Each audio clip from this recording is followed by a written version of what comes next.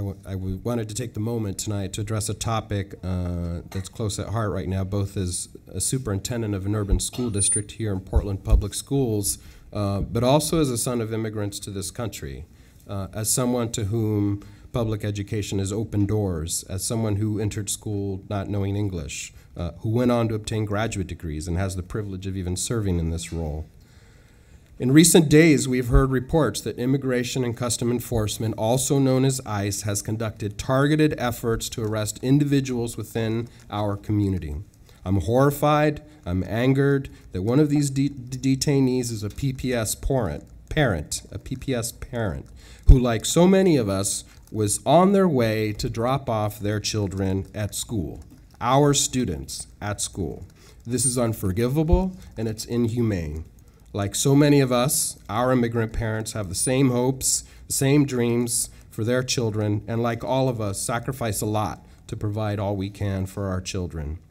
So while we watch the 6 o'clock news and we see the horrific images of children being torn apart from their families and put in cages at the border, we know that our families right here in Portland, right now, right here in our communities, are also being torn apart. And this is unacceptable. Students shouldn't have to come to school anxious that their parent, their mom or their father won't be at home after school. Parents shouldn't fear of not being able to take or pick up their kids from school because of the potential to be detained. And so, while it's not within my purview to control immigration issues or policies beyond our campus boundaries, I want to publicly reaffirm our commitment that our school will serve as beacons of learning for every student, regardless of immigration status of themselves or their families. No one will be turned away, and every student will be guaranteed, as best we can, a rich education experience. We will continue to do everything possible to ensure that our schools are sanctuaries for our students.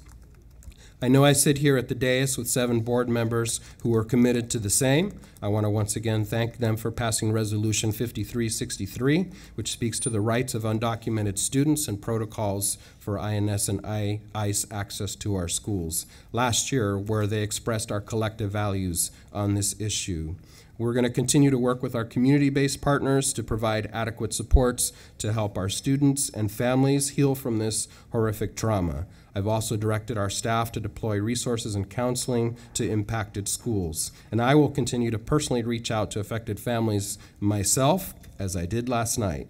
In moments like these, our community and our school district will be remembered for our humanity, by how we reach out and support those that are really suffering a trauma that many of us can't begin to understand. And so to our families, we have your back. As your superintendent, we're not going to turn our back on you. We have a moral responsibility to provide you and yours a rich education and a safe place to come to school every day. Thank you.